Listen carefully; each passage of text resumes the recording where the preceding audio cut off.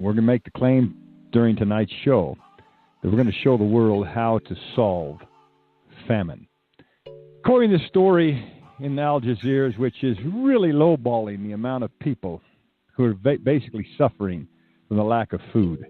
20 million people in Yemen, South Sudan, Somalia, and Nigeria face starvation and famine. And we realize that some people think, oh, these people just live in an area of the world where it's arid and dry and there's no rain falling. Therefore, that's what causes famine. That is not what causes famine, folks. We're going to give you an example to prove that.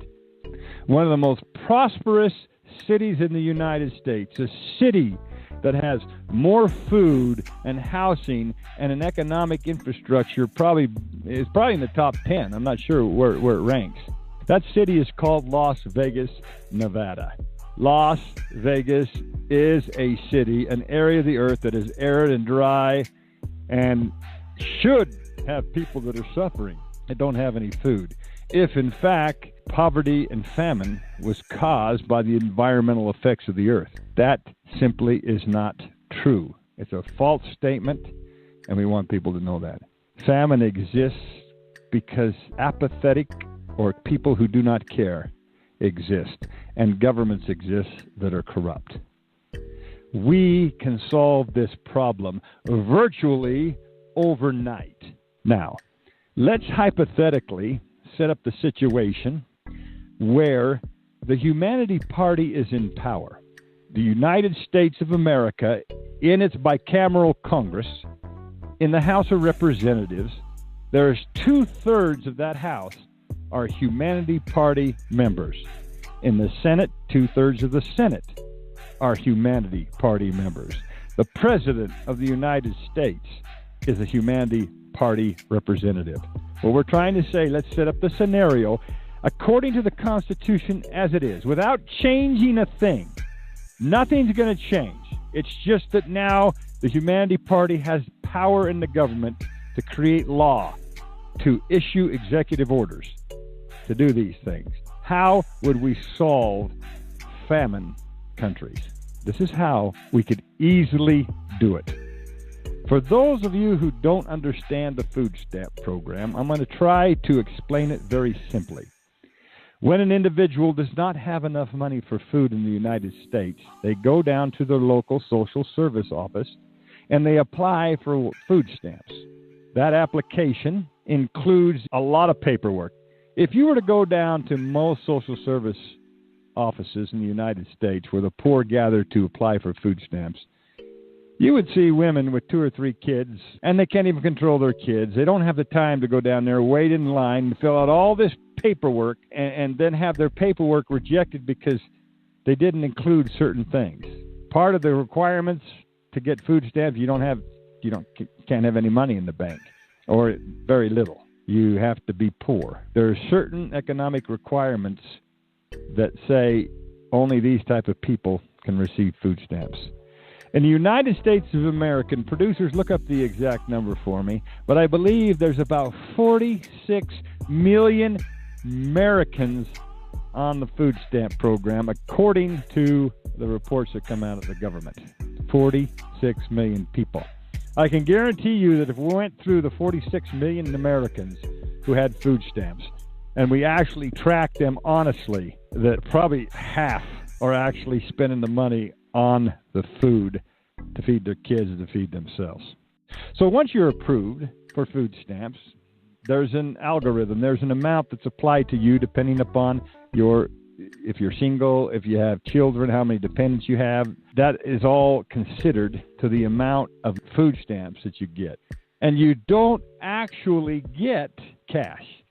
You get a card. It's called an EBT card. I believe that stands for Electronic Benefit Transfer.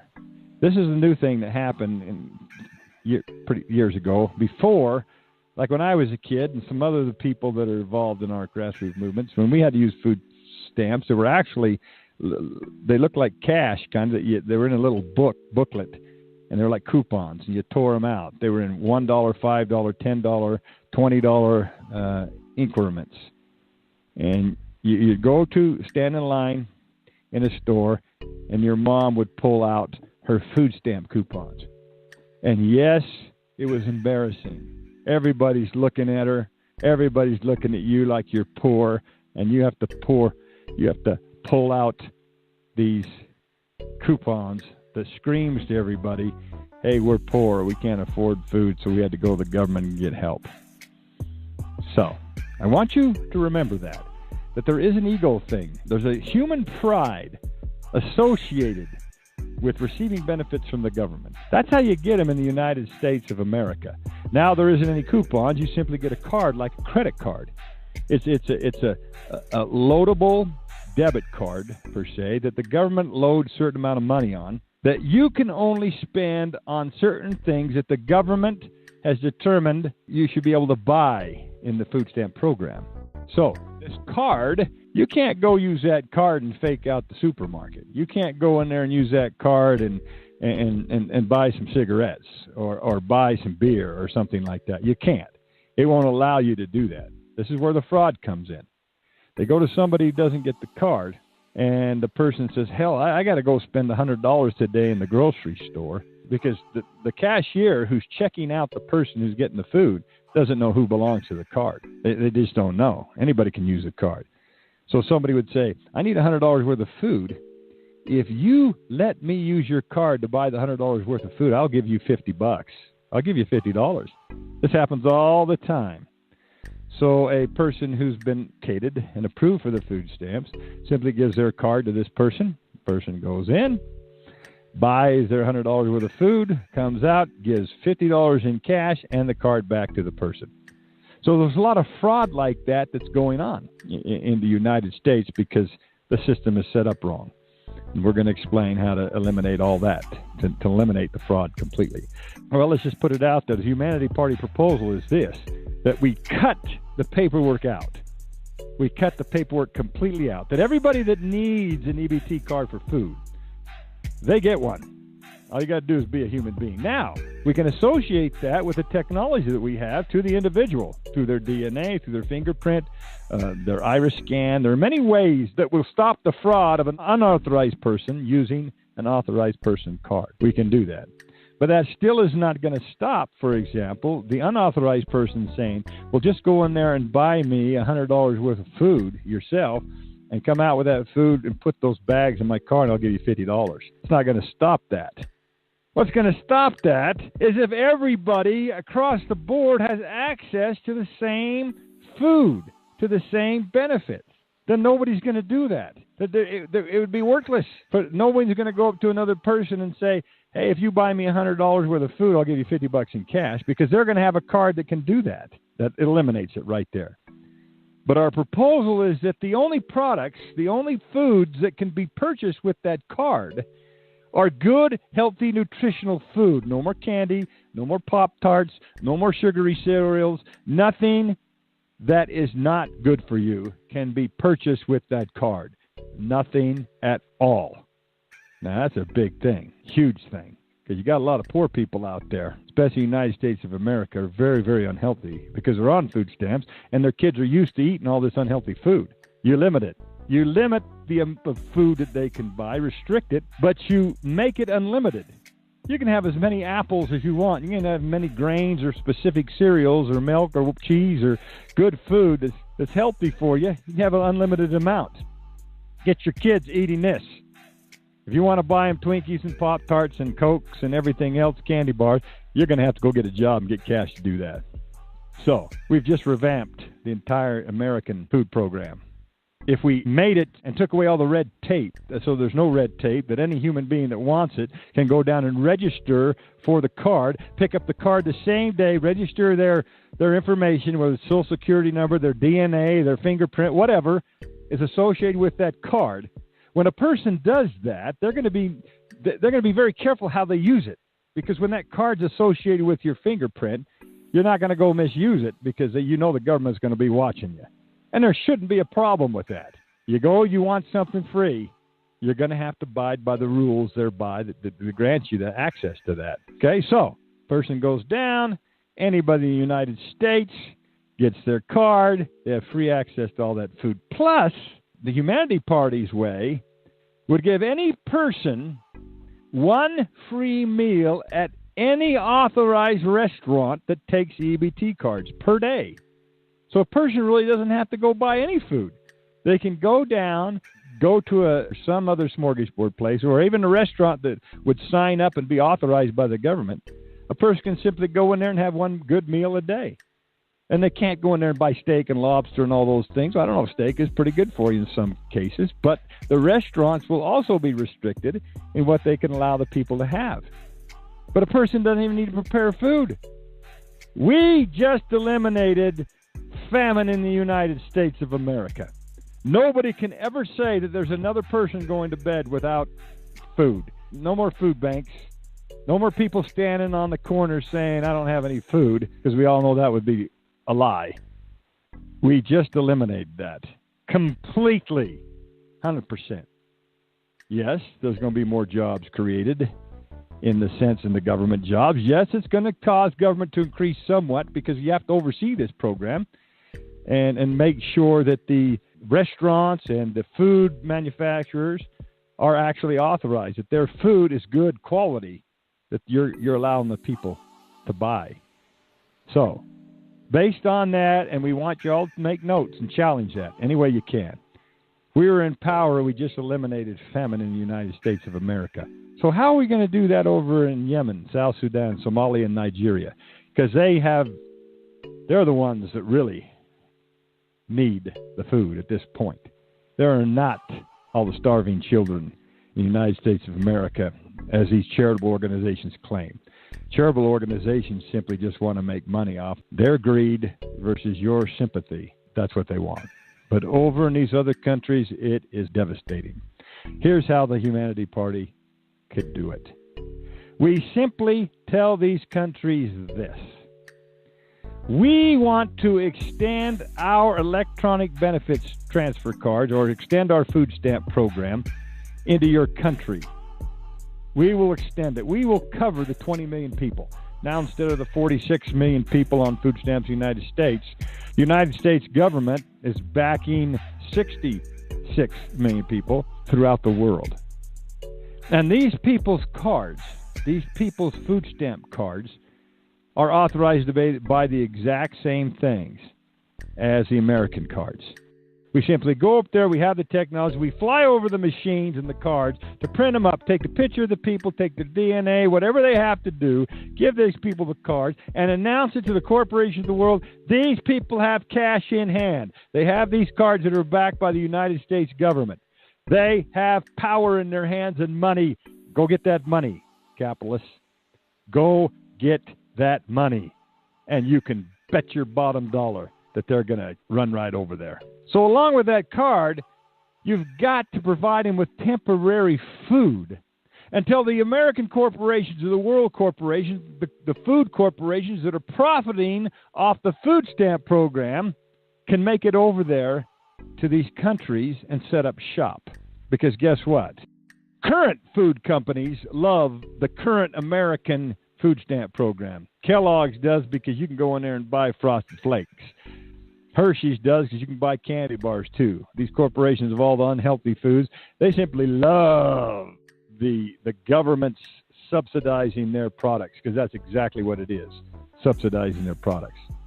These companies will go over there and set up an infrastructure, but a lot of them are American companies, and their American employees don't want to live in Sudan or Yemen or Somalia or Nigeria. So guess what these companies are going to have to do? They're going to have to hire local people to help them distribute the foods that the food stamp program that we've extended to these people allow. All of a sudden, there's all these jobs popping up. Furthermore, some might say, well, how are you going to get the Yemen government and the South Sudanese and the Somali and Nigerian governments to agree with this? Oh, yeah, they're going to agree with it 100%.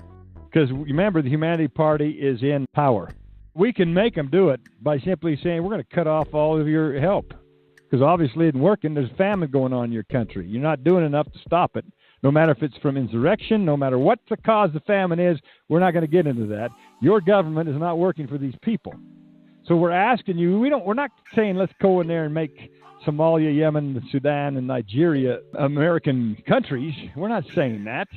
We know that doesn't work. It's called Puerto Rico and these other countries out there. What we're saying is this.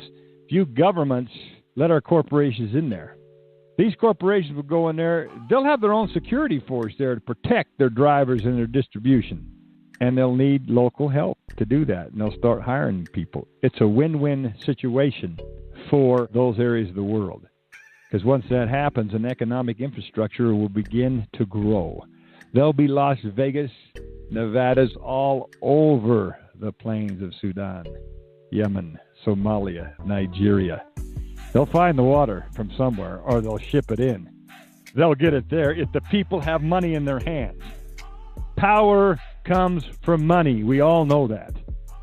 This money, not cash.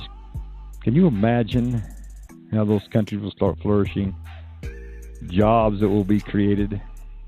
So there's a security guard, a distribution driver, workers, retailers, whatever it takes to set up these businesses and restaurants over there in these impoverished countries. They're going to need local employees, boots on the ground of the Somalians, the Yemens, the Sudanese, the Nigerians, not Americans, because they don't want to live there. But the Americans are backing it with the dollar. But they're getting it going, because all they're doing is Americans are increasing the capacity and the amount of jobs in America to provide food for these people in these countries. Because the corporations of America are going to go, we're going to get that money, and we're going to hire more people to make it here and package it here, ship it over there to Yemen. We're just going to drop it off there into our distribution to the stores and let the local people be the ones who distribute it. Just all of a sudden, their economy is going to increase. You get the picture, folks? You see how this could create a whole economic infrastructure, more jobs here, providing food services for those people over there. But as those corporations get richer and hire more people over in these other countries, guess what? Pretty soon, these people aren't going to want to have food stamps. Remember that situation we talked about when I was a kid in line with my mother, seeing her pull out her food stamps and everybody looking at her like, you shouldn't have had all those kids, or whatever it was they were thinking. You were embarrassed. Think about a 20-year-old Sudanese male over there. He's courting a girl. Right now, there's no courting going on. It's just basically rape, and let's just have sex because we got nothing else to do.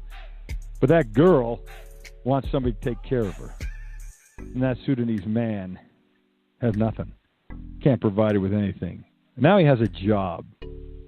And he says to his girlfriend, I have a great job. I'm going to provide you with this and this and this because of this job that I now have. His pride's up there. I don't even take food stamps anymore. I don't take government help because I have this job and it makes me look good. And I'm self-sufficient. That's human nature. That's pride. Taking pride in yourself, which in essence reflects out onto other people and projects out there, in this case of this 20-year-old male, that other girls look at him and say, hey, this is pretty good. So we're taking human nature and actually helping humans solve their economic problems. But it all has to do with money. The reason why these people exist in poverty-stricken areas of the world because they have no money. The money is in the hands of the few. So some people argue and say, where's this money going to come from? We can't just keep printing this money. It's going to put the nation in debt. That is the most ignorant and absurd statement that has ever been said out there. And if you say that, call up and let's argue it online. You got to state your real name. It's just like you pulling out those food stamps. You're going to be pretty embarrassed.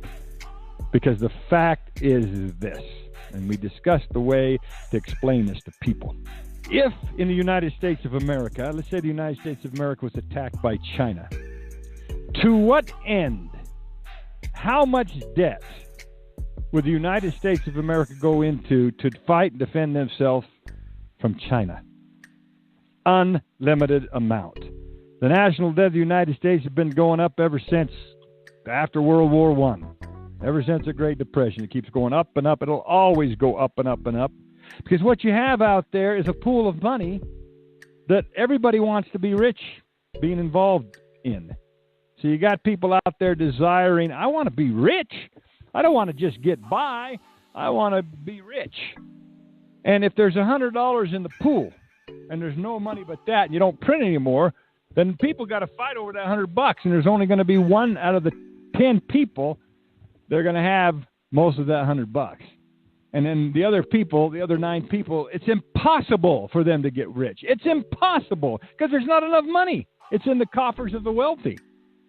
The only way that can happen is for more money to be put out on the market and controlled properly. And the only way that can be done without graft, without corruption, is for the people to control the money. And when we put the money in the hands of the Yemenis, the Sudanese, Somalians, and Nigerians, that give those people power. Every single one of you know that. When you have your paycheck in hand, you have cash in your pocket, you got power. You got purchasing power. You got pride in yourself. You got pride in something. Hey, I mean something to this world. Those people over in those countries, they think the world's forgot about them, and they don't care. So you got this 20-something guy trying to make an impression on his girlfriend. And the only way he knows how to do it is say, I'm going to go fight against the green-eyed monsters of the western states that have caused us to live in this poverty situation, who've taken our oil and our natural resources and given us nothing for it. I'm going to join Boko Haram. I'm going to join ISIS. I'm going to join these insurrection groups. You watch me, baby. I'm going to be something big and something important. I'm going to carry a gun. This is exactly what's happening, folks, all throughout the world. Humanity Party has the solutions. My name is Christopher. I'm a representative of the Humanity Party, the official spokesperson.